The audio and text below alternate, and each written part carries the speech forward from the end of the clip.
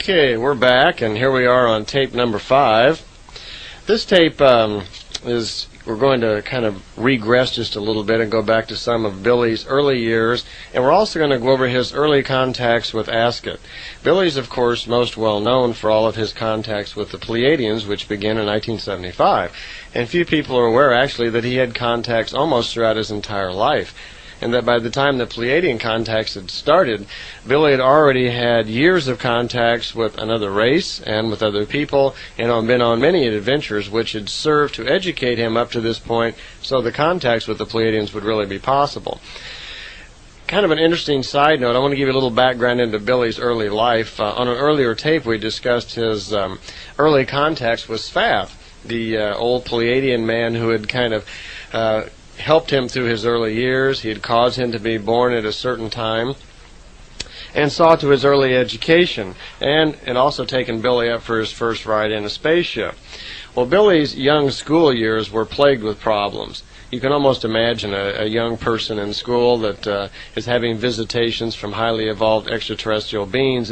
It's very difficult then to go back to the schoolyard or the classroom and deal with mundane things like reading and writing when your mind is filled with far-off things of the universe and complex philosophical and spiritual philosophies and ideas that are running through your head.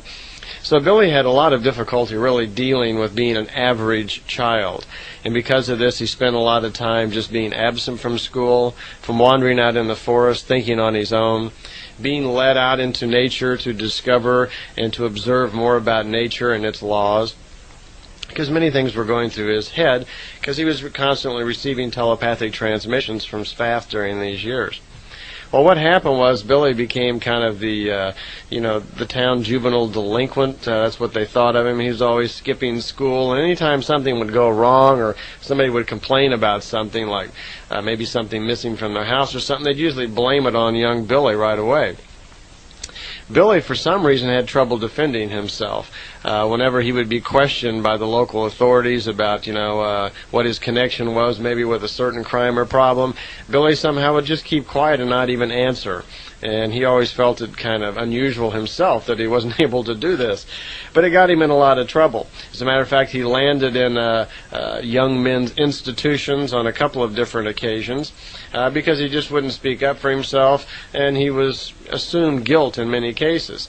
He even remarks that in some cases he would go ahead and sign the police reports, knowing full well that he had nothing to do with the crime that had been committed, but found himself still incarcerated in some sort of institution for the I guess you would call it the young insane or the young troublemakers.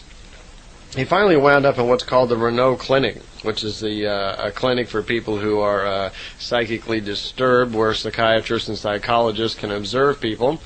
He was kind of young for that, but apparently too many days and weeks alone on the street and so forth led him to too many problems, and he wound up in this Renault Clinic. Well, not wanting to stay there, Billy devised an escape plan. And what he did was he made a little key out of some wood that there was kind of like a wooden throw rug in his room. He devised a little key out of that, and one night he broke out of the Renault Clinic by getting through a window in the bathroom.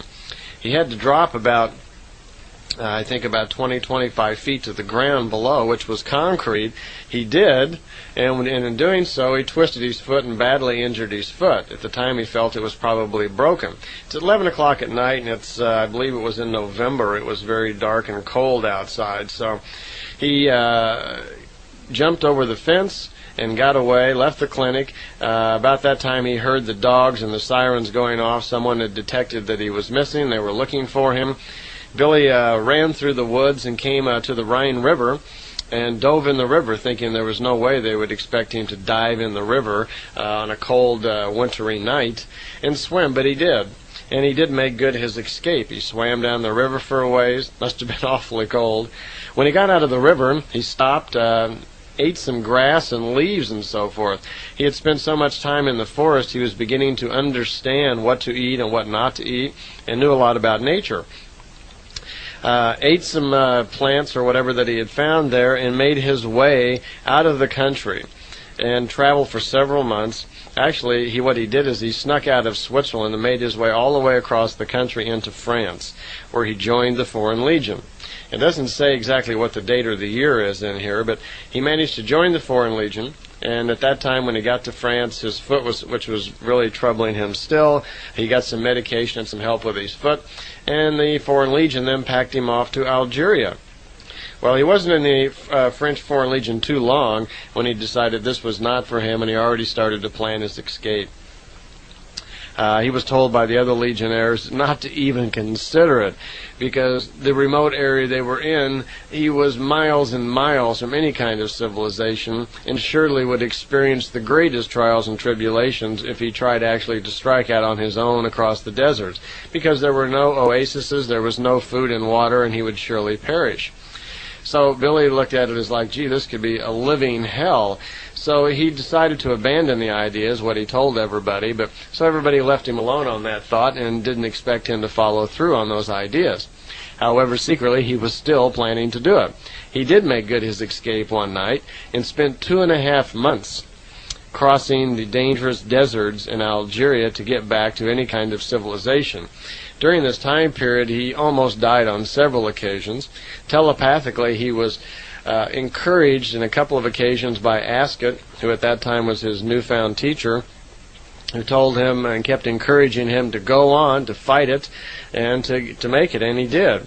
Well, oddly enough, he fights all the way back, gets back to Europe, and decides to turn himself into the police and confess everything that he's done, draw a clean slate of it. He does this and is immediately put back in the Renault Clinic again, where a Dr. Rosselli, or R-O-S-S-L-I, is how I believe it's spelled in the contact notes, he conducts an interview with Billy to see, check him out.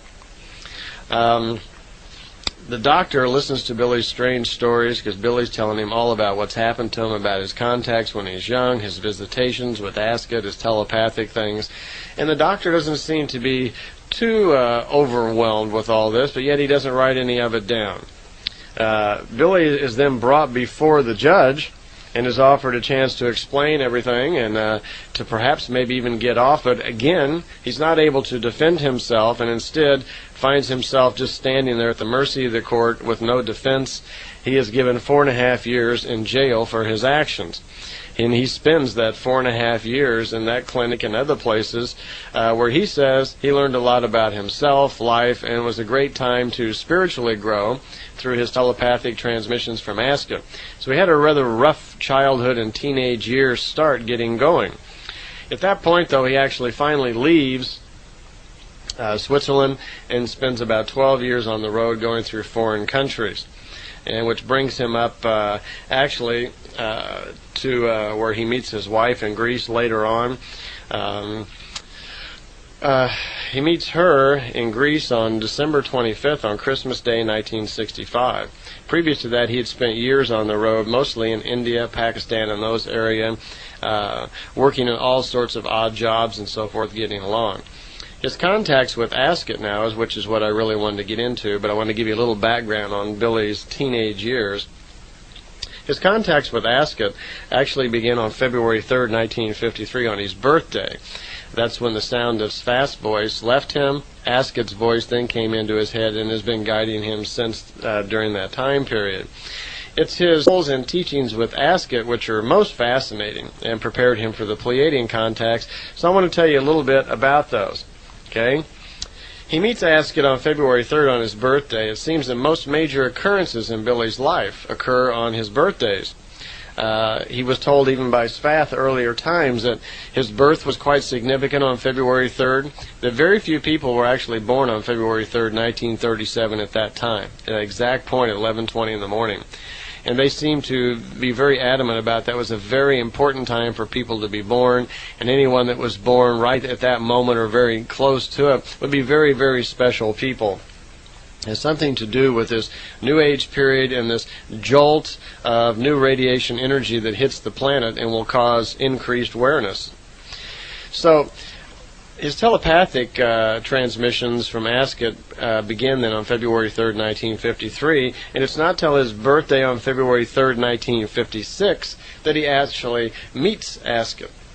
About 16 days previous to his birthday, he has sent a telepathic transmission by her that she's coming, that they will actually meet. He's familiar with the location where they're going to meet because it's a place that he likes to go frequently, where he would just kind of be alone with himself and contemplating his life. So it's very cold the morning that he sets out for this contact. Sun's just been up a couple of hours, and it's freezing cold in February in Switzerland, high in the mountains. Billy goes out for his contact to meet Aska. He climbs high up on the hill where they're to meet, and he's very, very cold, and he notices suddenly this shining little, this looks like a little ball shooting down from space. It comes down very swiftly and just then stops, and then gently just floats slowly down to the ground. And it's it's a shimmering color, kind of silvery color, and it's a flying disc. So no one gets out, and Billy feels somehow compelled just to start walking towards it, which he does, finds himself just floating or lifted right up inside of the ship. He's surprised once he gets inside of the ship. There's no one there, there's just one seat, and he's alone, but he's guided then to sit in the seat, which he does. Somehow he just has I suppose that Aska's guiding him telepathically at this point. He sits down in the seat, and no sooner does he do that than suddenly the thing seems to start moving. He doesn't feel any sensation of movement, but he sees in the screens in front of him, which are projecting the outside view, that he's slowly lifting up off the ground, and he's floating over the general area. He feels telepathically Aska come into him, calm him, and explain that she will meet him, that the ship will bring him to her. He finds himself floating right over the home of his parents, where just for a brief moment Aska is giving him some reminiscence about his parents, his childhood, and she's given him a rough idea a little bit about the family that he's going to have in the future and what his life will be like. Billy notices something really strange, though. He looks down and notices that the ship is dissolving all around him. It just becomes invisible. Then he looks down and sees that he is also invisible. He looks around and he doesn't see anything. He's just in some sort of invisible form, and he looks like he's just floating in the air. Well, the ship, or whatever he's in, this ship that has become invisible, immediately moves way up high into the sky, and Billy finds himself just kind of looking at the stars. He's floating kind of half up in space, and he notes that there's a half moon out that particular night. Well, the flying device that he's in, rapidly accelerates across the country, and he finds himself looking out over the Indian Ocean. The sun is bright and is coming up over the Indian Ocean, and just as rapidly as this flying device has gone up in the air, it rushes down towards the earth, gently floats down and lands, and Billy gets out of the ship and again just floats right down and is standing on the ground. He's not real sure where he's at. He doesn't see Aska. The ship is not there. He walks over to a giant rock that's there on the ground and puts his hand on the rock. He's surprised that the rock feels really warm. Something interesting happens, though. As soon as he touches the rock, suddenly he's aware of where he's at. He knows that he's in Jordan. Now, most of Billy's life, he's had the feeling that he's been here before. He quite often will be, in his travels, will know what's beyond the next turn. He'll be on top of a mountain and he'll know what's on the next place. It's like he's been to these places before but can't quite remember it. Combined with that, he feels kind of like a stranger on the planet, like he's visiting here. And ever since his days with Spath and that his mission was revealed to him, he's becoming more and more aware of the fact that he is an unusual creature in creation, that he somehow is on a mission, that he is just visiting this planet, that he has served in this mission several lifetimes beforehand. These things and these reminiscences are already starting to come back to him. And as he's standing here in Jordan and has touched this rock, these reminiscences are coming back to him even greater, where he feels that he has been in this countryside. Suddenly he knows the entire area, and he has this sensation that he's very familiar with all of his surroundings. Well, as he's standing there thinking, he looks up in the sky again, and here comes the ship of Aska. And again, it looks very much like the first one that he just rode in. It just looks like a silver line just darting in from outer space, and it comes down to earth very rapidly, stops, floats down, and gently lands on the ground. And finally, he's about to meet Aska. Asket steps out of the ship, and Billy's a little taken back because she's very beautiful to him, and she's wearing kind of a silvery-looking gown, not a flight suit type thing, but a very kind of feminine-looking gown that's tightly kind of tied up at the waist and so forth. And then kind of an amazing thing happens. Billy, as he's walking towards her, he suddenly feels this. He's kind of overwhelmed with this sensation of love and concern. It seems that Asket, now being quite a telepathic person, also has the ability to project her feelings and her thoughts. And what she's done is she is, instead of shaking hands and saying hello, much like we might do, instead she projects all of her feelings and concern and love for Billy and pushes them right into his being. And every cell in his body, he said, is just kind of overcome with this immense love and caring that she has. He suddenly is just kind of like stupefied. He can hardly move. As well, he also at the same time feels very familiar to her. He almost recognizes her as someone that he's known before. There's this tremendous feeling, I guess, of deja vu coming over him, but he can't quite tell what exactly it is. She picks up on these thoughts and tells him to search his past life once again for the meaning to this.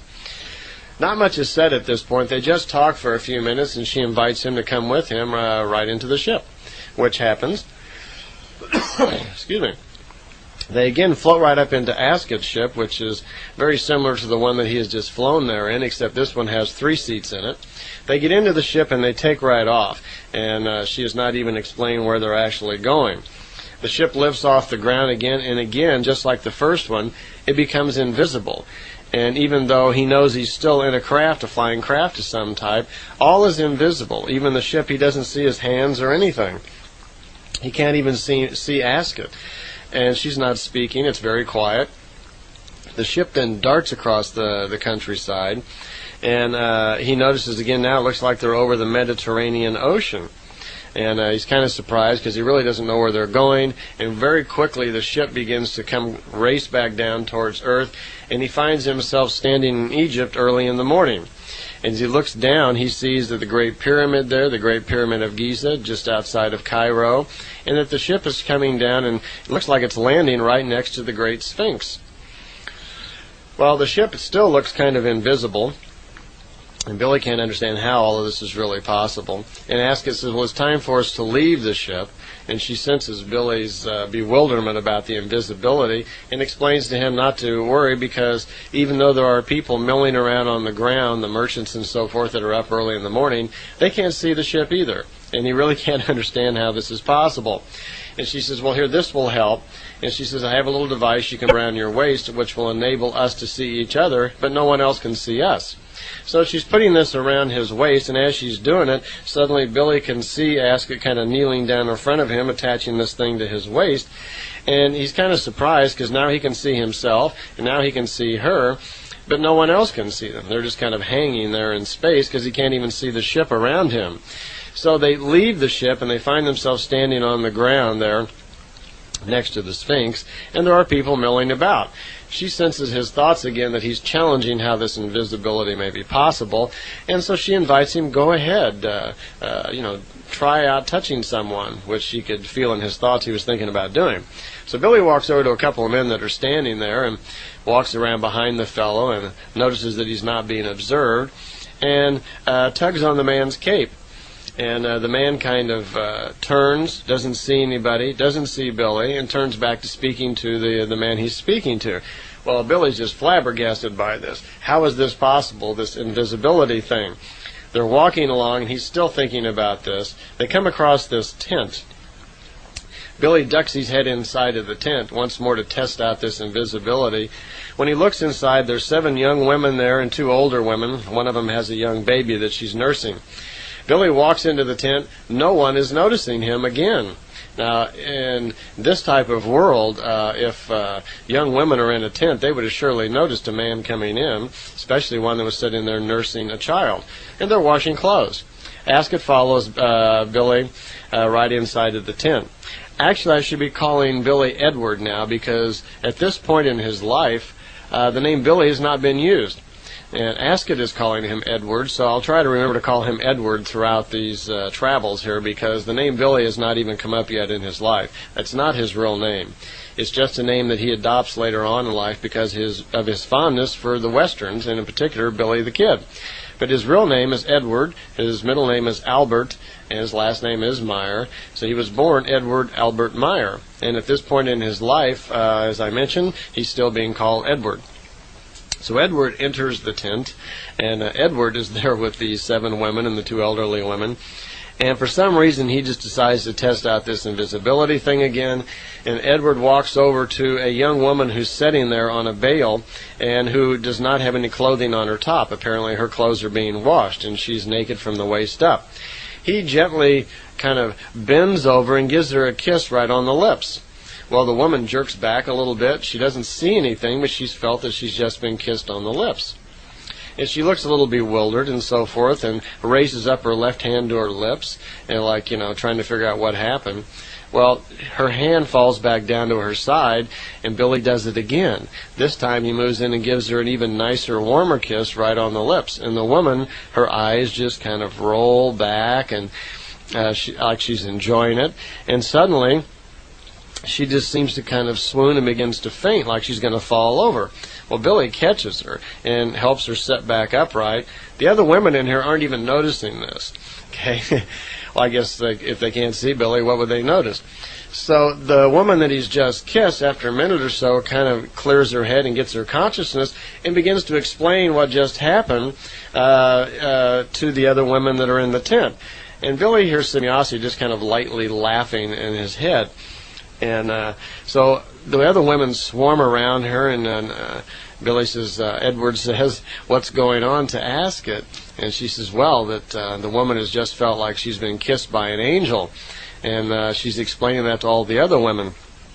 Billy goes over, and he goes to each one of the other women that he can get to, and he kisses each one of them also right on the mouth. And one by one, they're all excited and so forth.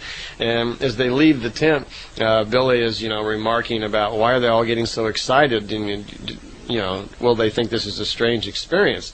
And Ascot remarks that, no, Edward, it's not a problem, that she had pushed into the thoughts of all the women that they had just been visited by a loving angel of luck. And now that their life surely would be better in the future, because it's certainly been hard in the past. So they all feel like they've had a wonderful angelic experience. So Edward somehow feel like he contributed to the welfare of these women who are washing clothes. They no sooner leave the tent, which is right next to where the Great Pyramid is, when Ascot leads Billy right into the side of the pyramid.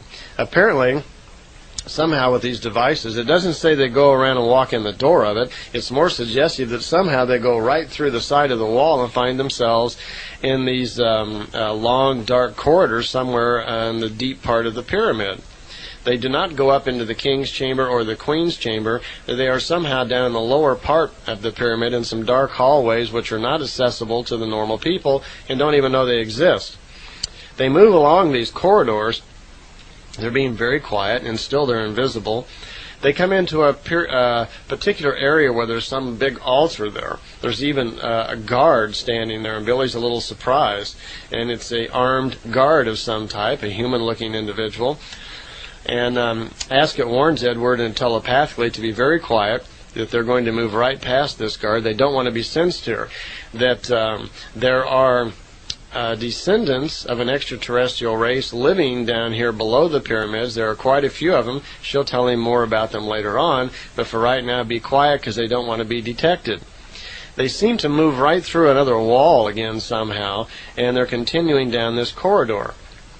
They continue deeper and deeper and past several guards, and soon they come into a huge hallway, kind of a big open area. Billy estimates they're probably 300 or 400 meters down below the pyramid at this point. When they come into this large open area, Billy is surprised at what's down there. There's a huge flying saucer. A big flying disc is down there, a big silver one, way below the ground. It's possibly been there for hundreds or even thousands of years. Ascot confirms in Billy's mind that yes, that's true, that it's been down there a long period of time, that when the ancestors of these people came to the planet, they hide one of their large ships down there underground. And she's not sure exactly how long it's been there, but quite a while. Billy's looking around this room, and he's surprised to see also, over on a platform there, that there is a large cross that looks like the crucifixion of Christ. It's a large cross about 2 meters in height. Also, there are some nails laying there. There is this crowned wreath with the thorns in it and so forth. There's a purple robe, and there's a little leather bag with some precious stones. And Billy, all sorts of things are running through his mind. He says, surely these must be the crucifixion tools of Jesus Christ. But he's a little confused because early in his life, Sfath had taught him that the crucifixion was real, except that Emmanuel really did not die. And he was explaining to him all about the truth of what Christianity was really based upon. So he was really kind of confused because here was the crucifixion tools of Jesus Christ, and now he's really confused. He didn't know what was going on, and Ascot was offering no explanations at this point. They immediately, Ascot takes Eduard's hand and leads him back out of the pyramid. And it's been kind of a surprise to him when he comes outside. It looks like they've actually been gone for a couple of hours, and he thought it was just a few minutes. So he'd kind of lost track of how much time had been going on there. Well, they get back into Ascot's ship, and they leave Egypt. And when they do, they fly back to the area in Jordan where the other ship is also waiting, and they land in this remote area in the wasteland somewhere, in the Waste Mountains and somewhere where the Dead Sea is at. Well, they spend 2 days there for Ascot explaining Billy all sorts of information.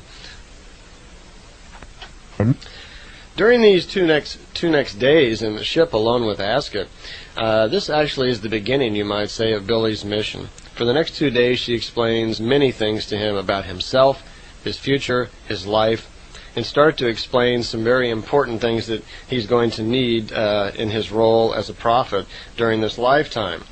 One of the things they talked about was creation. He's slowly becoming educated through Sfath and his recent experience under the pyramids with the crucifixion tools, more and more information about the life of Jesus Christ and religion. And she begins to explain to him a little bit about what creation is. And she just gives a few explanations here. She says, the universe, what we call the universe, this large thing, full of planets, galaxies, and nebula and all sorts of things, they call it creation because they regard it as a living thing, as an evolving thing. And she explains that he will become more and more knowledgeable about this, but she wanted to explain to him that the creation itself embodies the entire life of all living things in the universe. It is responsible for the existence of all things, including that which we call gods and all other forms of life forms. There is a creational force. The universe itself, then, is alive. It is an evolving form of energy. That originally the creation had the idea to create a universe, and it did. That idea then embodied all of the information that was necessary for that idea to expand and evolve into matter, which became the planets and all the galaxies, the universe we were in. So the creation actually is the life force and is responsible for all existence in the universe. And this is one of the main things, information that's missing on our planet, and that they really wanted to start teaching Billy because this would be an important part of his mission. She explains at that point that that was also the mission of Emmanuel during his time, that he was trying to explain to people about what creation is and about how life procreates and evolves throughout the universe, but they weren't really able to understand it, and most of the time they misinterpreted it.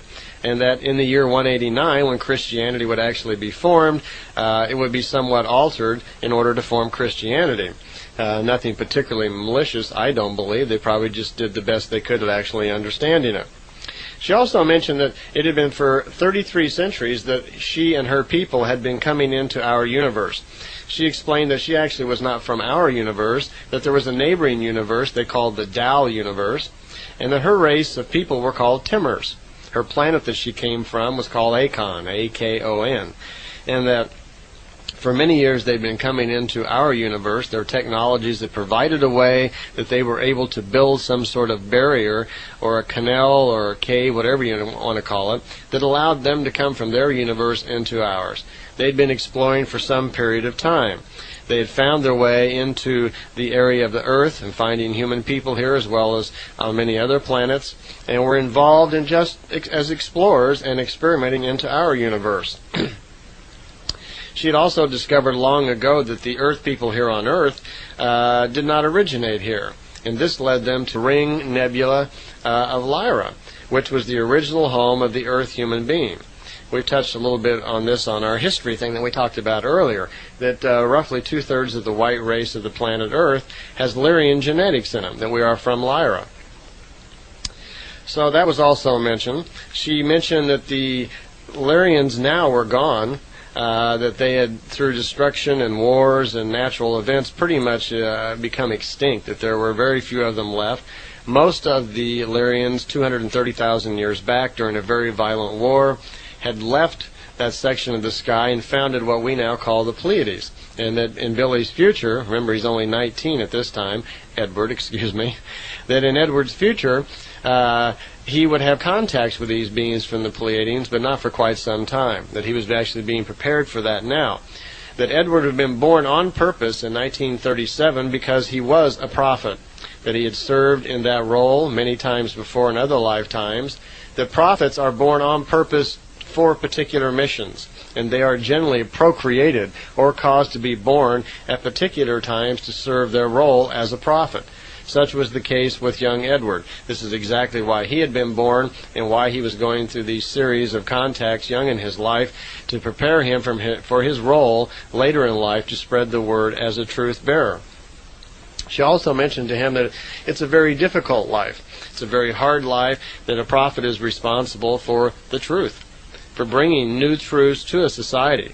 And this often is quite difficult because many people are quite set in their ways and they really don't want to believe something else. So he could look forward to a very difficult life in front of him. She also mentioned to him that in the future he's going to write a wonderful book. And it will be based on some telepathic transmissions provided by these Pleiadians that he's going to have contact with later in his life. This entity will be called Arahat Athrasata, and it is the very same entity that Emmanuel was put in touch with 2,000 years ago when he learned his lessons of life. Out of this he will write a very great book of truth, and this book could go on possibly to become a major epic to begin the new age with, as it will open up minds all over the planet and bring the truth about existence finally to the world of Earth. She commented again here that the truth really is not subject to change, that there are real laws in creation. When creation had the idea to create the universe, there were fixed laws involved with this. So the creation itself has purpose, it has total logic to it, there are reasons for things that we just don't understand.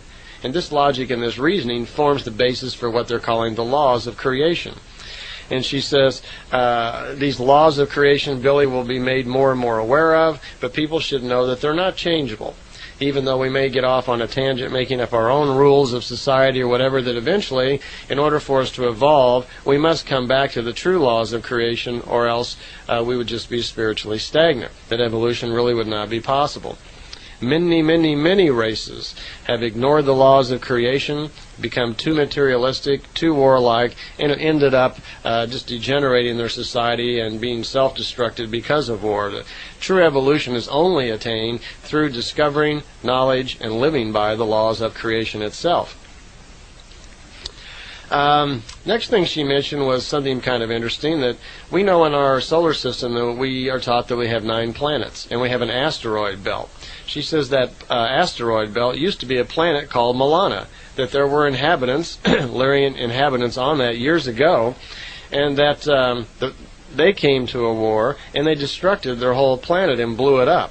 When they did that, that planet used to be between the planet Earth and Mars, and when the planet blew up, and all of it formed the debris which now forms the asteroid belt. It actually pushed Mars out of the orbit that it was in, causing life on Mars to be ended. It threw the planet Mars out of its orbit and caused Mars to be in a shorter, closer orbit to the Sun than it used to be in. So this is one of the reasons there's no atmosphere on Mars at the moment, and where all the people were killed. Apparently the planet was violently thrown out of its orbit, and when that happened, all the life that was on the planet was thrown off of it out into free space, and the atmosphere disappeared, and all life on Mars ended. After that, there were only sporadic expeditions to Mars, and ETs occasionally keep equipment and so forth there. But at one time there was life on Mars, and there was life on the planet Milana, which is now gone. She says one of the things that, one of the main reasons that she is here on Earth is they had noticed that the scientists of Earth were coming very close to finding and discovering the answers to atoms and develop bombs and what they called destructive devices, which could lead very much to the same end. And that the particular position that the Earth and our solar system was in right now, it could be very dangerous to our whole galaxy and maybe even this part of the universe if we were to destruct the planet accidentally before 1974. For some reason, she was very clear that there was a clear and present danger of us blowing up our planet and causing major damage to the universe up through the year 1974, and it was her particular mission to come monitor the scientists of our planet and very carefully make sure that this did not happen. Along with the rest of her mission was to help guide and teach Billy many things, so his mission as a prophet could be fulfilled. She says currently right now, and this is back in, I think we're in 1956 here someplace, that America, Russia, and China were all kind of fighting for dominance of the world.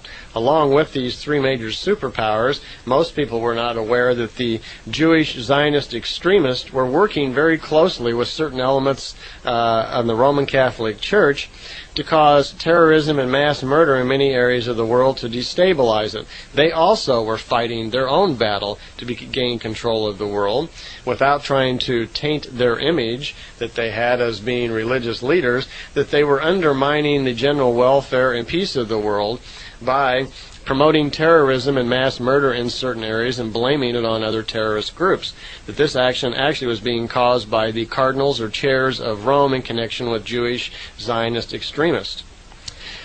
Another thing that she was providing to Billy was some events of the future. She said that now in 56 up through about the next 20 years, there were certain events which were going to happen, which needed to happen, certain political and religious events, mostly political assassinations, that needed to happen in order for the world to be on its proper course. And she said she was going to describe these future events to Billy, and that he was not to tell them to anyone because they did not want to take any chance that these events somehow may go astray or not happen. It was important that they did happen. She didn't go into lengthy explanations why, but she said these events were necessary to happen in order for our future to become I guess, more peaceful or whatever. So here are the events of the future that were given to Billy back in 1956. The first one that she mentioned was Joseph Stalin, and who was then head of Russia at the time, and she said that he was going to be poisoned on March 5th, 1953, because he would be kind to the Zionists. Of course, that event had already happened by the time that these prophecies came along. But Nikita Khrushchev would be his successor, and he would be coerced out of office in 1964. John Kennedy would become the President of the United States, which he did, and would be assassinated on November 22nd, 1963. The interesting fact was that she commented here in Billy's notes that this was going to be by the order of the Central Intelligence Agency, the CIA. Now here we are in 1992, and we're finding out it's becoming more and more clear in the public that the CIA somehow probably was involved in that, although we don't have any exact proof. Because it's also mentioned right next to that in his notes that Bobby Kennedy will be killed by the same order, by the same people, on June 6, 68 in Los Angeles, when he's running as a candidate for president. So here we have some information from extraterrestrials prophesizing and being very accurate about the death of Kennedy's. It says the Holy Office in Rome will also not be spared. Pope John the 13th will be poisoned in 1962. Interestingly enough, that he and Pope Paul VI, who will also be poisoned by cooperation with the cardinals and the Jewish Zionist extremists. Here we have the cardinals, or the holy chairs of the Catholic Church, actually plotting to kill their own pope. It's the cardinals that put the popes in power, and apparently they put one in they didn't want, and they conspired somehow with Jewish extremists to kill their own pope. In Greece, King Paul I will be poisoned on March 6th, 1964. A lot of poisoning going on here, so apparently there's, I guess if you're into assassinations or whatever, there must be certain kinds of poisons that are undetectable that you can use. His successor will be named Constantinos, who will be exiled in 3 years by a military regime. In Egypt, the land of the pyramids, Nasser then was president and leader of Egypt, but he would be poisoned by his own relatives in 1965. Again, there's poisons being used. In Saudi Arabia, King Faisal will be shot in 75. So here they're using a gun instead of poison. These were the most important events of the next 20 years, events that help shape and form the political leadership of our planet. And it was most important, she said, that these actions not be interrupted for whatever reason. Okay. She mentioned that, Ascot mentioned that she and other extraterrestrials did not really have the authority, what they called the authority, to interfere with politics and religion. That authority wasn't by some laws that they had passed. They regard this as the authority of creation itself.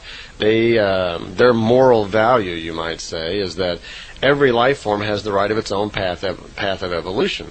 That every individual has the right of free will to make his own conclusions and do what he wants. And they regard the people of Earth as having free will. It's up to us who we elect, who we let lead us, and what we do about it. And it wasn't their responsibility to interfere. So they believe that it's not right for them to interfere in our politics and religion. They can give us all the advice they want, so we make our own decisions, but they don't directly get involved.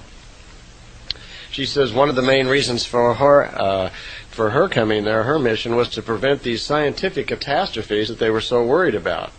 That since the atomic bomb, scientists had learned entirely too much, and they were really afraid of some sort of doomsday devices that may actually explode the planet. They said there was a window of opportunity open up through 1974 where the possibility was very high that scientists here on Earth would invent and develop bombs and destructive devices that could actually explode the entire planet, just like what happened to the planet Milana, ruining not only our solar system, but maybe having catastrophic effects on the universe itself.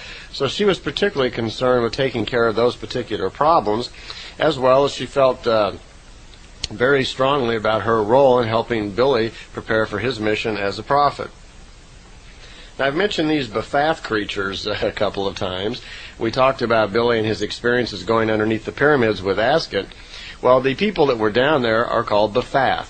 And Baphath, you might say, are kind of a renegade Pleiadian group. About 75,000 years back, something like that, they split off from the Pleiadians, and a different faction of them. They had come to Earth, and they'd been trying to take control of Earth for a long period of time, but not really having the capabilities.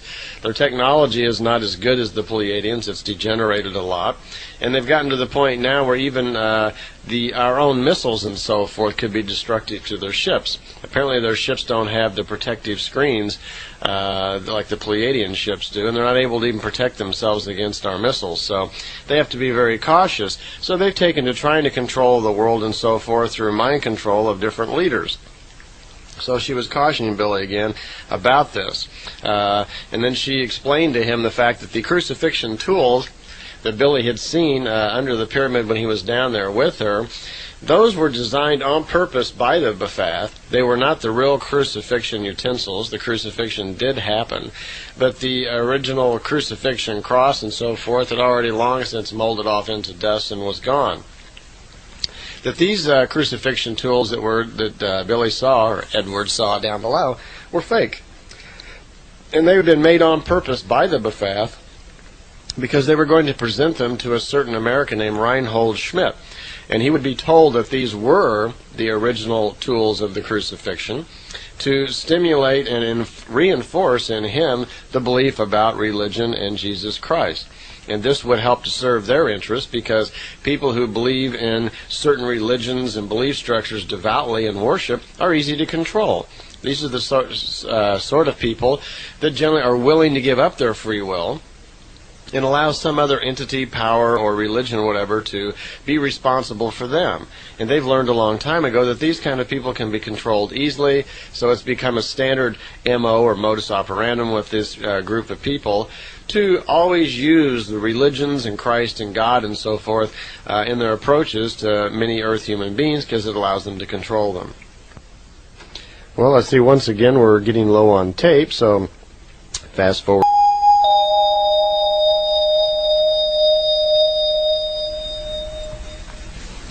Askett's also going to take Eduard back into the past so he can learn for himself a lot about different historic times, and in particular they wanted him to have his own first-hand knowledge about religions, about Jesus Christ, and different historic periods, so it would be his own knowledge.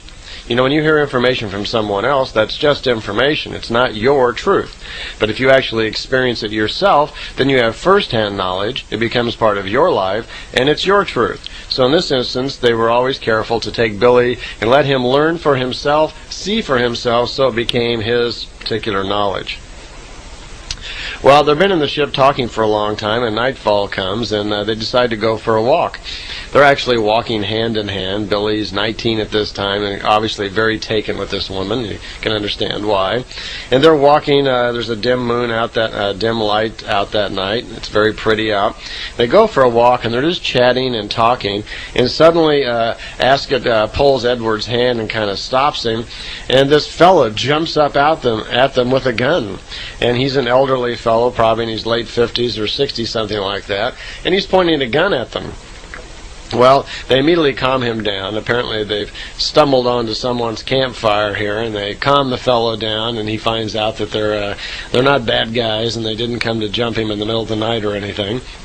His name turns out to be Jitsi, and that he is from Russia, and he used to be a Russian diplomat or ambassador of some type, and he had taken to the road. This fellow Jitsi was now traveling for the road the past several years, and he was kind of out, developing his own experiences. So they talked to him for a while by his campfire. Jitsi offered them a little bit of food and so forth, and they got to be very friendly. Well, Askett turns to Eduard and takes him by the hand, says it's time to leave now. They prepare to go, and Jitsi stops them and remarks how comfortable he is around them, that he doesn't get to see people very often, and hopes they would stay. Askett tells Jitsi, well, we can't stay now, but we'll be back on February 7th, and we'll see you again at this same location. So he's happy with that, and they take off. So they go back to the ship. They return to the ship, and it's getting very late at night, and they stay again in the ship that night. So Eduard stays there with Askett again. And in the morning they get up, and Askett has a little breakfast for them, and they have some kind of unusual juice he didn't recognize and so forth, and they have a little breakfast thing there. And she explains a little bit more about creation to Eduard, excuse me. He's still Eduard at this point. She says that she's drawing his attention to the fact, and she knows that Eduard is not particularly mathematical and scientific, but she explains to him that all of creation can be explained mathematically. That it is a totally logical evolution, that the creation itself is totally logical in every way. We just don't realize it because we have not discovered it yet. We have not scientifically advanced to that point. But she explains to him that there are the numbers 3, 7, and 12 are the important numbers. Now, I don't know too much about this either, but she says the entire mathematics of the universe consists somehow of an enclosed circle, which can somehow be conceived with the numbers 3, 7, 12, and 7 times 7. So for those of you who are into numerology, perhaps you already know these things and can probably better explain it than I could. It doesn't mean too much to me. She's being very careful with Eduard all the time not to take any particular information too far, only to open him up to certain ideas and concepts a little bit at a time. And she acknowledges this again and says that she and ETs, they have to be very careful, when they give information out so as not to overload us or, give us things that really aren't useful at the time. Another major concern of Ascot's always was that if they gave Billy too much information, especially in the scientific areas, that it may find its way out into the scientific community, and they really didn't want this to happen. They see us as a planet anyway that's, technically way out of line with our social development, where, the majority of the planet's trying to eat and even have some health and find a home or some shelter, and then we have a small percentage of the planet, which is very highly developed, so there's a broad difference between our scientific development and our social development. They have already watched us develop the atomic bomb and blow up Japan, and so we're very concerned about feeding any more information to our scientists, which could do even more damage than that. She's telling Billy a little bit about his future, and that later on that he will be directed to confront the Befath group, that they have a strong representation in Berlin through this Thule Society, Thule, that's been going on for hundreds of years, and it would be good for Billy to confront them at a certain point. When that happens, she warns him that his life will come in danger, that the life that he's about to lead, his mission in life as this prophet, bringing truth and so forth to the world, does bring a lot of danger along with it. After he confronts these Befath people, she says his life will be in danger, and it's about that time period anyway that it'll be necessary, for Billy to disappear for about a decade. His contacts are going to stop at that point anyway, because he'll be left alone for about 10 years or so, to 11 years, in order before the contacts start again, because these will be difficult, unusual times for Eduard, that he will become married, and he's going to develop his family and settle down, and he's going to have to learn. All this information that's being presented to him needs to become part of his life also. He needs to learn it and make it part of himself, have cognition of it, as they say, so it becomes part of him. In other words, what they're doing is they're educating young Eduard, and now they're allowing him to spiritually grow through the use of this information to facilitate his role, his mission later in life, and that his contacts would start again in the first part of the year 1975. Well, Ascot tells Eduard it's time to leave now. They're still in Jordan. So she leaves, and Eduard gets into the small ship that he came in, which is still parked there, and he returns back to home where he started out. 2 days go by, and of course Eduard's pretty excited, because she's already told him they're getting ready to take some other time travels and back into religious historic times, back to the year 32, around the time of the crucifixion. So he's pretty excited about this. 2 days go by, and Billy once again returns to the same spot where he was picked up before. But this time Ascot comes in the ship instead of just an unmanned ship coming for him. And they return back to the same spot they were at in Jordan. And she explains that this time they're going to travel back into the past, like she told him, to increase Eduard's education. And she begins to explain to him while they're waiting, while they're on their way to Jordan, a little bit more about his future. She says they don't normally tell Earth people about their future too much because they can't bear it. It's not good for people, for instance, to know about their lifespan, about who they're going to marry and so forth, because one of the problems is if they tell people, they'll probably mess it up. You may not agree with the way your future's going, or the one that you have planned out for yourself at the time, and you may be able to try to make changes in that, which can have cause and effect in other situations. So normally, she says, most people can't understand and bear their future, and so they don't tell them. But they were telling Billy because in his life as a prophet, he's going to need to learn more and more about self-control, that he's going to have many hard times, many difficult times, and he's going to have to let them happen and go the way that they're going to go. He has to understand his future and actually live it the way that it's going to happen. At this point, Eduard still has both arms, and she explains to him that he's going to lose his arm, even though she knows exactly when and where. She doesn't tell him exactly, because she doesn't want him to know the exact time. She just says it'll be between the 1st and the 5th of August in 1965, which it did turn out to be. Says at that time, right around that time period, that he will change his name and start going by the name of Billy. She says you'll be known all over the world by this name, and unfortunately it's going to cause you lots of personal misery, which in a way it kind of has, because it's Billy now is fairly well known around the world, and it has caused him a lot of problems. He's had several attempts on his life. His family's been harassed quite a bit. His life really hasn't been his own, and only the last few years has he really tried to force his own privacy to kind of get his world back together. She tells him that he'll marry a 17-year-old girl in Greece, and that he'll have 3 children with the names Atlantis, Gilgamesh, and Methuselah, using the old names. And that he will have 10 years of very hard life before his next contacts are going to start, which will be in 1975. When these contacts in 75 start, which will be with the Pleiadians, she says around that time period he will be invited to come to Germany to address a UFO Congress there in Berlin.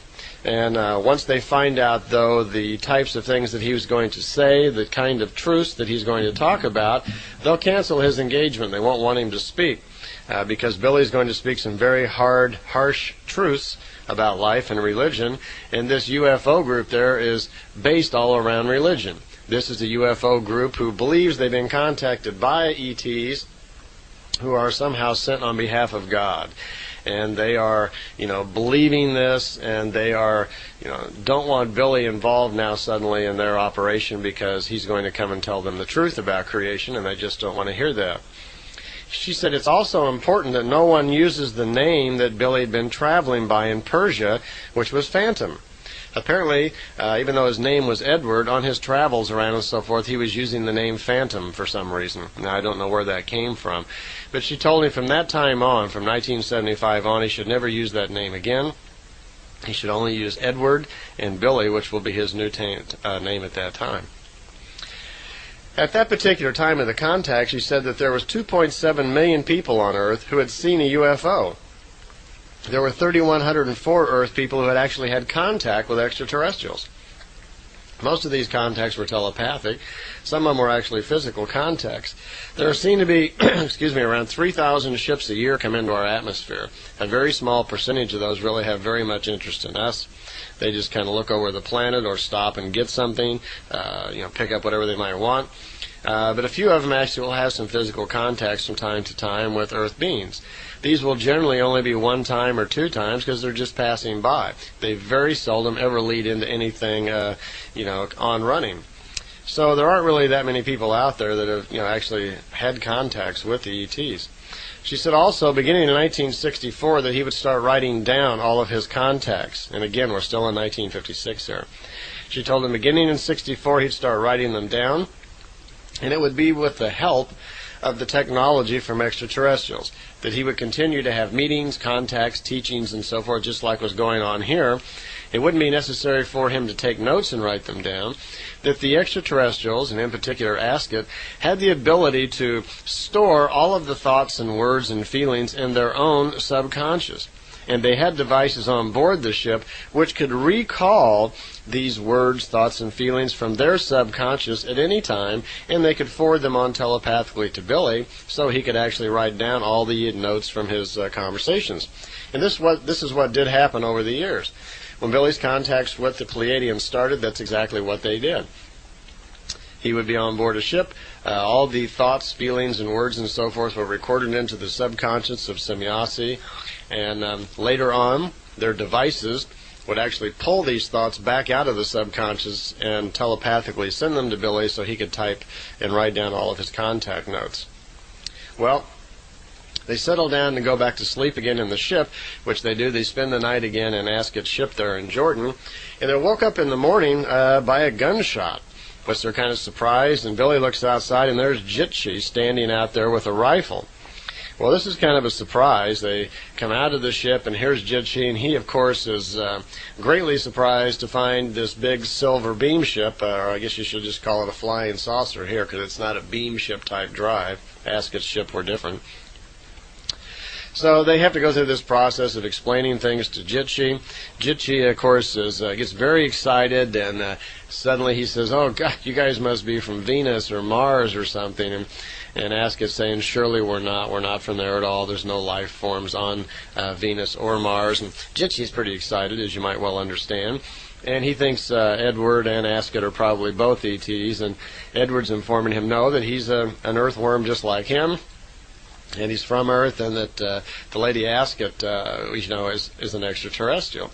Well, Jitchi thinks she's an angel right away and says, "Oh, surely you must be here on behalf of God."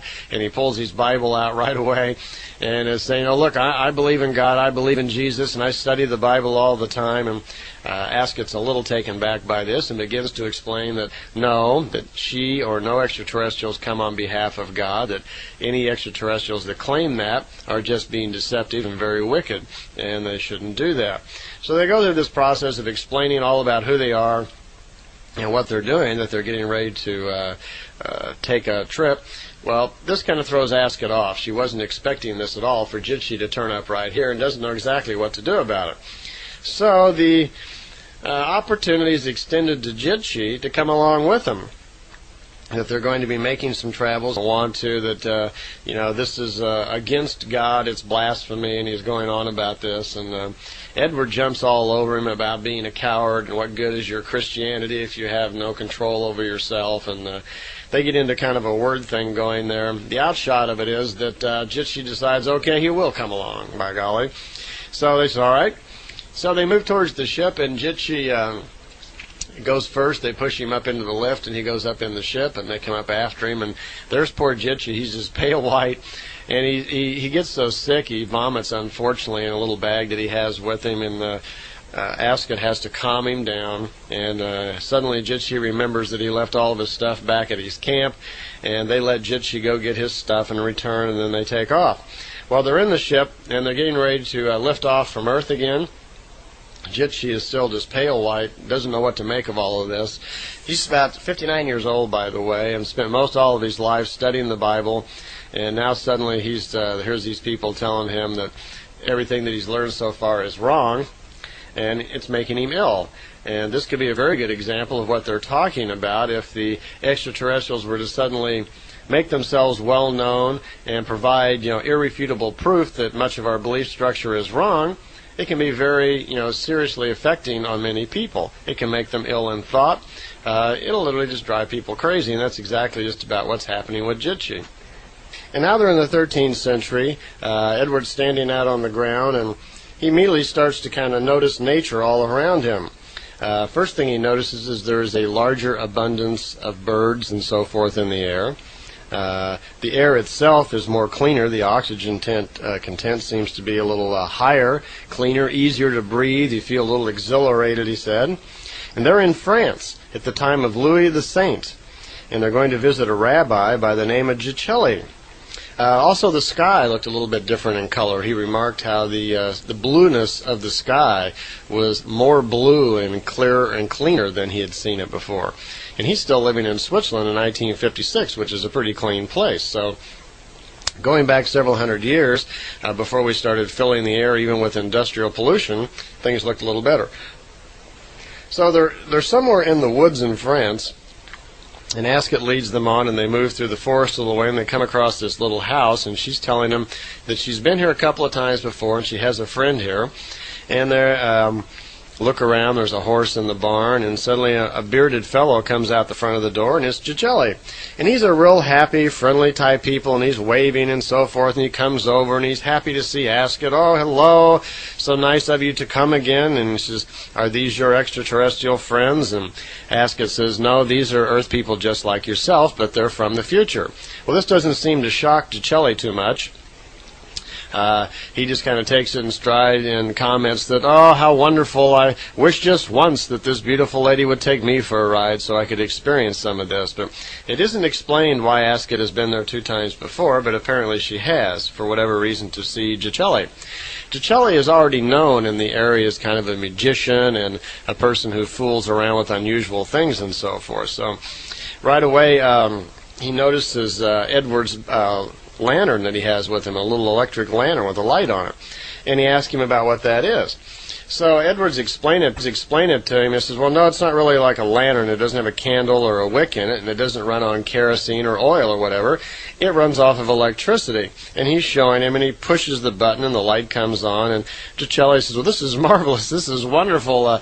How does this thing work? And Jitsi remarks that he knows a little bit about electronics and would be happy to spend a few minutes explaining to Gicelli how the thing works. And they say, fine, you go ahead and do that and ask it, and Eduard wander off someplace else, and Jitsi and Gicelli are kind of hanging out together for a while, and they come back together in a few minutes, and Jitsi says, he has to ask it, he says, listen, I've got some things here that belong to Gicelli that he gave me, can I take them back with me?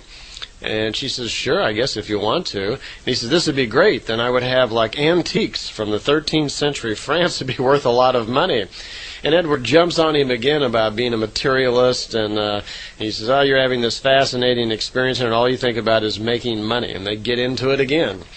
So Ascot explains to Jitsi that, well, they really won't be antiques. I mean, they won't age, because once we get into the ship and go back, that there's no aging. It'll only take a part second for us to return from where we are at back to 1956. So no aging will take time on this, whatever it is that you want to take back. Even though it was made here in this time, it won't show any age on it. If you really want it to age, she says, bury it somewhere here in France and then come back and get it when we get back. And then it would have aged, in several hundred years' time since he buried it. So Jitsi understands that, but he takes the stuff with him anyway, and they leave the 13th century.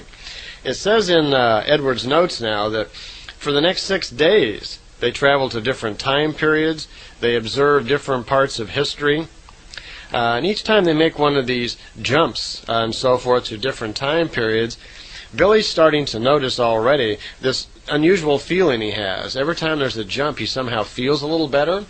And he comments in his notes that there's a calming effect.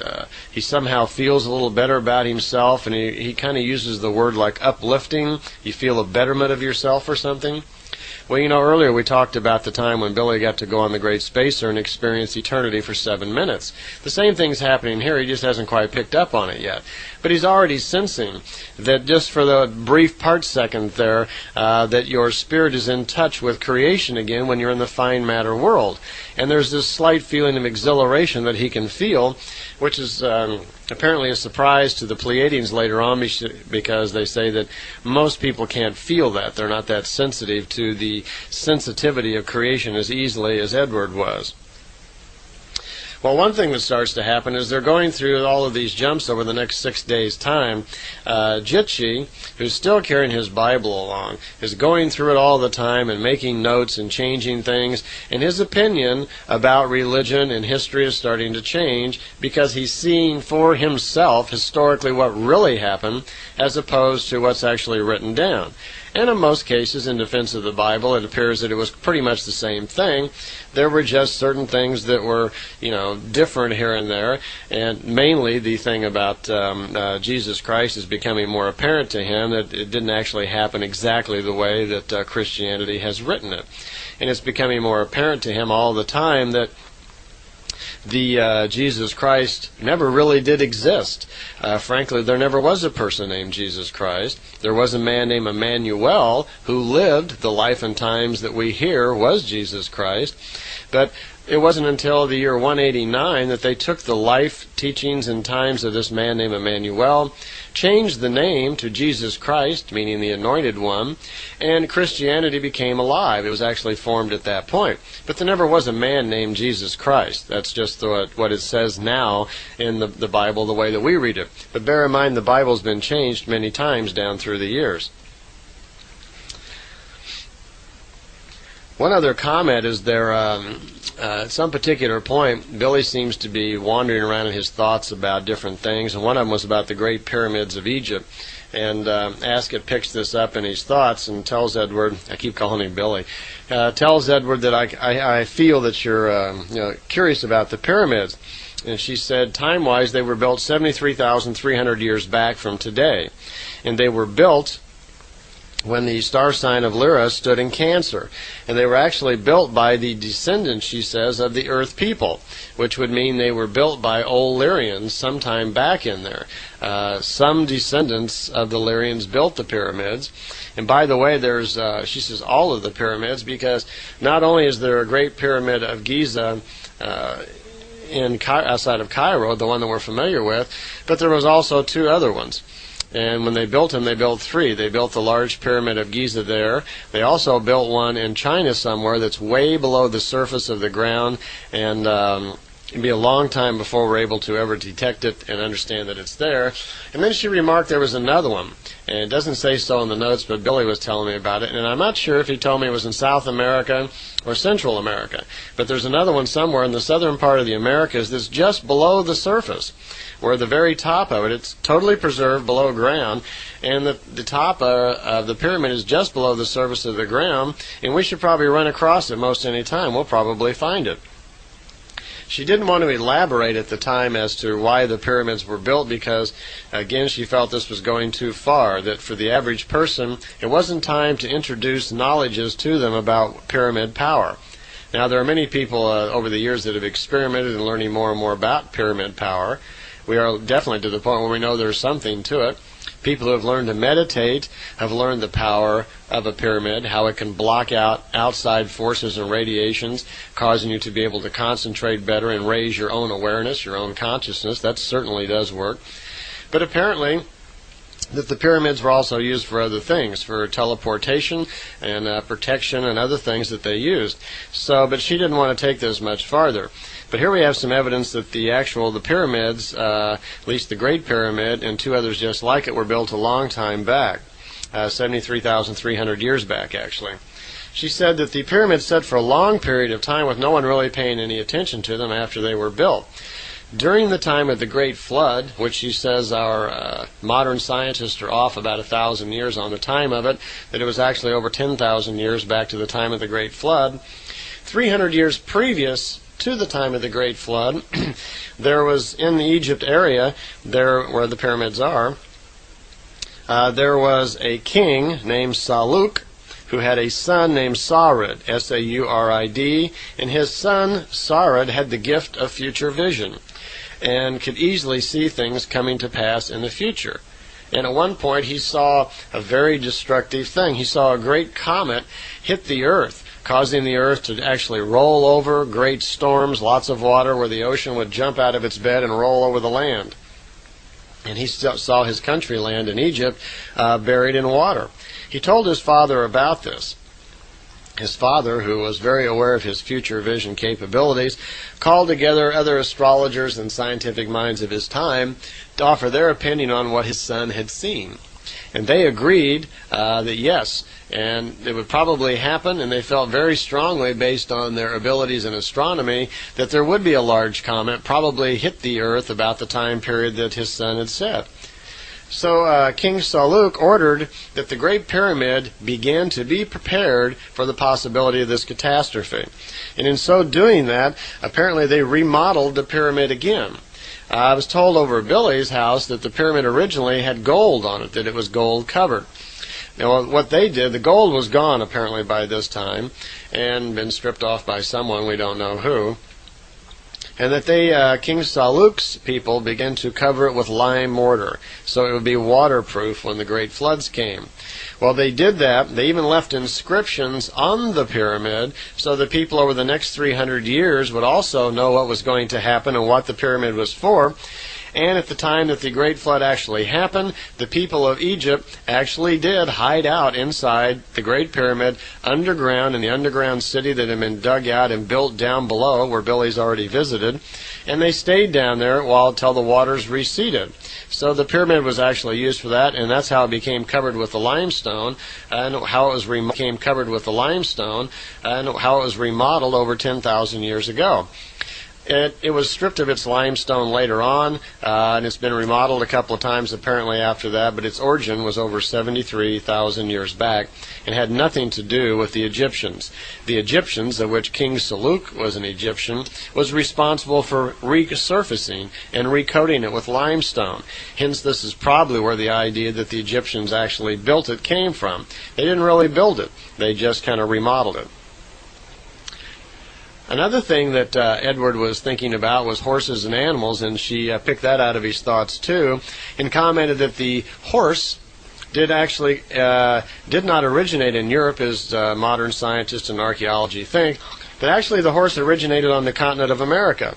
That there was, way back over 50,000 years ago, there was a large settlement of extraterrestrials, and this was the time period of Pleiadian, his people.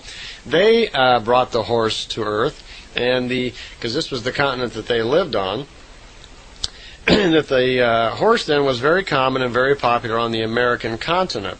The great wars that broke out later on and destructed that area, the horses on the American continent all disappeared, leaving the horses that were also in the European and Asian continent, leading archaeologists to believe that that's where the horse originated, but it didn't. It actually originated in America. And she said the horse back then was called a Hipparion, or Hyperion. I'm not sure exactly how it would be pronounced. It's Hipparion. She says, as evidence of some of the great wars and some of the very destructive devices that had been used by ETs in the past on Earth, we could look to Death Valley. The Death Valley was the scene of a great war at one time where terrible weapons that dissolve things were used at that time. Literally just some sort of particle beam something or other that they used. Unlike just an explosion where you blow things to bits, these weapons just dissolved things and they were gone.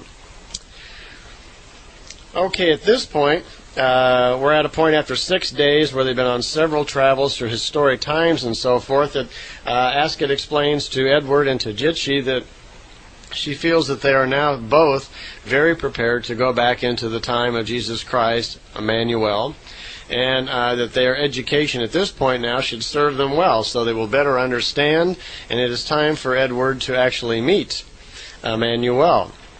At this point on the tapes, I was a little quandary whether or not I should go on with this or not, but what I'm going to do is I'm not going to continue on with the time travel back into the year 32 right here with Eduard, because I want to tie that together with the rest of the information about the Talmud of Manuel, the writings of Manuel, on two separate tapes. And those are in your tape set.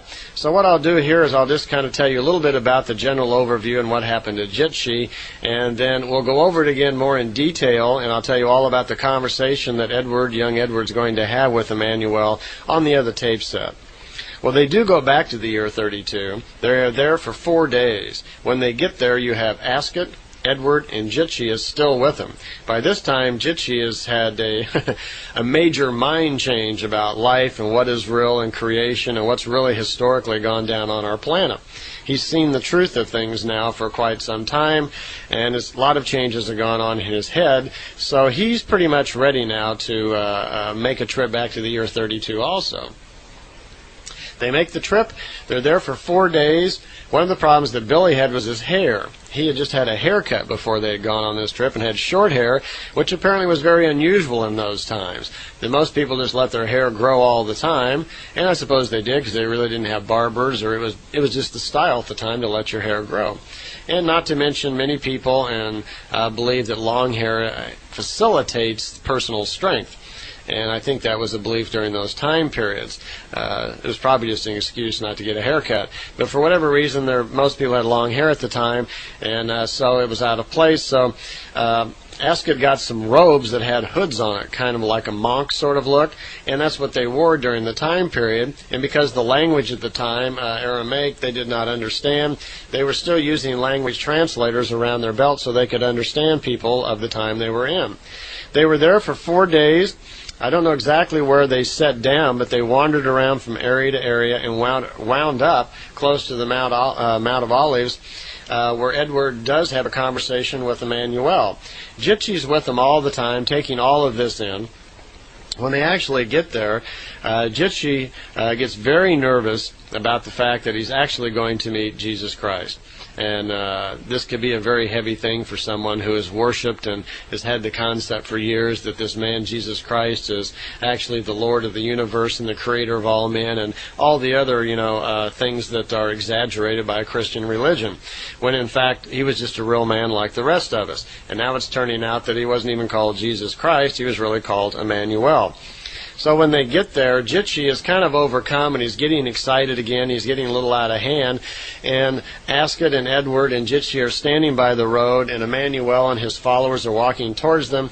And Jitsi's going a little berserk, he's getting a little excited. He's losing control a little bit. And Eduard just pops him once right on the nose, gives him a short chop right in the face. And Jitsi just calms right down and his nose is bleeding a little bit. And Ascot thought that was the most unusual way to handle human behavior. And it was about that time that Emmanuel walks up, who seemed to be expecting the talks, says hello to Ascot. Apparently he had known Ascot and been visited by her several times before, and turns to Jitsi very calmly and suggests that Jitsi go over and sit down with his followers who are sitting down beside the road there, and that they would take care of him. They do stay there for a while, and Eduard has his conversation, which we'll go into in length on the other tape. And then they get back into the ship and they return. Jitsi, other than that, does not speak with Emmanuel. Just met him for a moment there, was about it. And they return in the ship and they go back to Jordan, where they never really see Jitsi again. And so Jitsi got an opportunity there just by virtue of being in the right time at the right place. He got to see a lot and go on the travels with him for that entire 6-day time. Okay, we're going to move forward in time on our own here now. We've been talking about Eduard's travels with Ascot back in the year 1956. After those travels, he continued on and went into India and roamed around many different countries. He had a few other contacts with Ascot, and there are some old pictures in black and white in India that Billy took of her ship and inside of her ship looking down at the earth. Those pictures aren't too common, they're not too common around, and I generally show them in my slideshow because people really haven't seen them very much. Sure. But his contacts after a while with Ascot were mostly telepathic towards the end, and then he didn't see her again for the longest period of time, except of course when he was reunited with her for just a small while he visited the great spacer of the Pleiadians. Well, let's move back up now. We're up to 1975 again, October 20th, and Billy's having his 36th contact that has gone on now since over a 10-month period. So it's been 10 months and he's had 36 contacts, so that you can see they're happening quite regularly here. All in all, there's going to be over 135 of them before they actually stop. Okay, he's now having contacts with Semjase. He's now known as Billy, so I can remember to call him Billy all the time instead of Eduard. Beginning in 1975, he started using the name Billy for everything. Okay? At this particular contact, Semjase seems to be a little upset, and because numerous times they've quizzed Billy about his public speaking, and Billy keeps saying he's gonna, and then he says he's not gonna. That he's just not cut out for it and he can't do it, so he's going to get his friend Hans Jacob to do it. And he's been working with Hans apparently to do some public speaking, and Billy writes his speeches out word for word, more or less, so Hans can read them, I suppose, is the general idea. And they've been working on some speeches, and Hans apparently is kind of chickening out and has written a letter back to Billy, and the letter he would like for Billy to take to Semjase and read to her, because it's stating all the reasons that he doesn't want to do the speaking.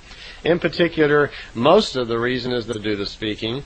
In particular, most of the reason is the fact that he feels that the information is too harsh, that it's going to be too shocking for people to hear many of these things, that it will be very disturbing to them. And he's probably right. You can't just show up somewhere at a meeting and start talking about things and telling people, well, this is what life is, and there isn't any God the way you think of it, and everything you know is wrong. Well, that's not exactly how you approach people. But on Billy's hand, he's telling Hans that the truth can be very harsh, and quite often when people are led astray, that to hear the truth about things can be rather shocking. That's also true. But there are ways to present information so people don't feel challenged and threatened. I mean, after all, just like Ask It says, we're all on our own path of evolution, and even though you hear somebody say something, that doesn't necessarily mean you're going to believe it. We're all working on different things at different times, so it's important always when you present information, you present it just as an inspiration, and just for what it really is, it's just words of information. It's not part of anybody's life yet, they haven't experienced it. So people who are open-minded, and remember, be open-minded, it's a sign of intelligence. It's okay to listen to things. Anytime you feel yourself getting too locked into something, too dead set on something, you're probably getting a little closed-minded, and you want to be cautious. You may have run across some absolute truth that you can now keep for now on, and that's good to hang on to. But in many cases, people get very hard-headed about things which are incorrect anyway, and it's very hard to get them loose from it. So I can appreciate Hans's problem, especially in Europe. I've had my own experiences with people in Switzerland and Germany, and a little closed-mindedness here and there, so I can understand what he was up against. Well, anyway, Billy has shown up at the contact with a letter from Hans stating that he doesn't really want to do this. But before he gets a chance to say anything, Semjase is rambling on about how disappointed they are that Billy's not doing any public speaking, that he has jeopardized the mission. They're 10 months into the mission, and he's not moving ahead with this, so they've decided to put Billy on probation, that they're not going to see him for a month. It'll be sometime in November, so he has time to think this over.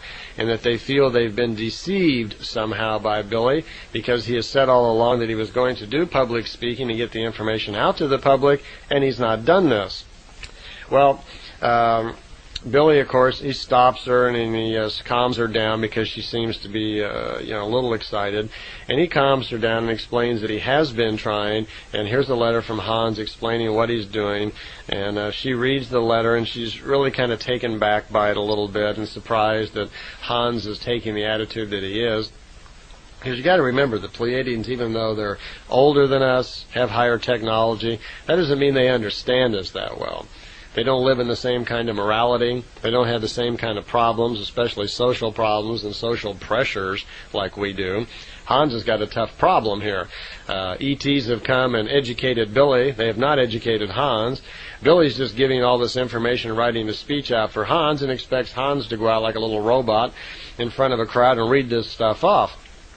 Well, that'd be a tough job, especially since it's not Hans's truth. Hans hasn't had the benefit of all the experiences that Billy has, so it's not true for him. It's just secondhand information. He may not even believe in a lot of it yet. So far to him it may just be information. Well, at any rate, Semjase's upset by the letter. She goes back to the Beamship with Billy, and they get Ptah on the screen there. They're kind of having a conference call of some type. And she reads the letter again to Ptah, and Ptah understands, and he comments he understands Hans's situation, his problem, but he also understands that Hans is, in his letter, apparently kind of twisted things his own way too, and has accused the Pleiadians of doing things that they haven't, and he's accused Billy, and he's calling Billy names and so forth, that he's this and he's that. So Hans has gotten a little excited on his own also.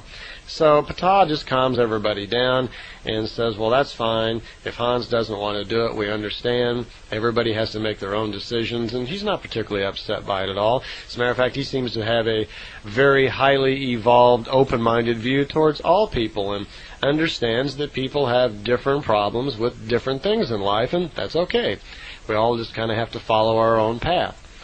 I know for myself, it was a big lesson for me younger in life when I finally dawned on me one day that we do have to give everybody space to be themselves.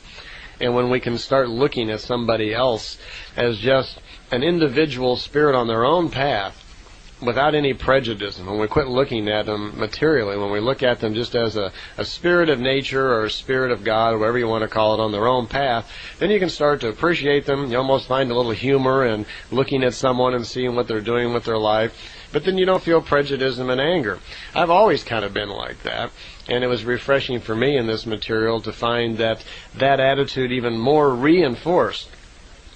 I don't always find in the contact notes where the Pleiadians are particularly aware of this, even though they say it, but they seem to have pushed a lot of on Billy, telling Billy how important it is that he do things, and leaning on him by telling him, that the world is going to go bad if you don't perform this mission, and the whole world is waiting on you. And there's a lot of pressure on Billy to perform back in these times. So it's not hard to understand why he's had the difficulties that he has in life. Well, anyway, they read the letter of Hans and so forth, and after the Ptah reads the letter and responds to it to Billy, then Billy understands a little bit better, and everybody seems to be a little calmed down, but still, Billy's not getting out in the public, and the information isn't getting out. So far, it's just in his house and a small group of people that come and read it there, just his friends. And Semjase reiterates that they're trying very hard to get information out, and they really do feel love for the Earth person. They live in a very loving, happy, kind of blissful society, and they really don't understand us that well. They don't have hate, anger, prejudice, and jealousy on their world like we do. They are kind of more like Spock-like Spock in a blissful meditation, just kind of a even-tempered, blissful sort of person, is the impression I get about them. And they have trouble understanding how to relay information and expect reactions from us, the earthworms. And I suppose that our logic and our attitudes sometimes are quite a surprise to them. I think they can't understand why Billy just doesn't go out on the street corner and everybody will listen. Well, as they've been speaking so much about Hans, and they're in the Beamship, Semjase wants to show Billy something kind of unusual. She says, quite often, because they have trouble understanding Earth people and people on other worlds when they're studying them, and I do believe that part of the Pleiadian contacts were probably mostly just like an experiment on their end. There was only a handful of the Pleiadians that actually had with us. There was just a few of them. So I think it was kind of experimental on their side, too, to see, to try to learn more about how to understand us. So there's a lot of different ways to look at these Pleiadian contacts. She says one of the devices that they have on board the ship is a device that actually can read the conscious mind and the subconscious mind of someone and even look into their future a little bit. Apparently, the ability to see the future or future visions is within all of us, that we are really creating our future as we go along, and as proof of that, she showed something to Billy. She says, watch this. And there's a little device that looked kind of like a world globe or a round ball in the ship, and she put her hand on it, and she says, now think of Hans, which she does, and she saw Hans on the screen. Billy says, well, I can read that screen. And apparently what you see on the screen is some sort of symbols and so forth. And these are symbols that Billy had somehow learned in meditation when he was younger. Things that have been opened up in his mind about sign and symbols and what they mean and how to translate them into language. Billy begins to read some of the symbols on the screen, and he says, I understand that. You're looking at Hans on this ball. And she says, yeah, I am. And he says, well, wait a minute, that's not Hans now, that's Hans in 2 days, right? And she was surprised that he understood the symbols actually as well as he did. Once again, the old problem with tape, so I'll see you on the next side.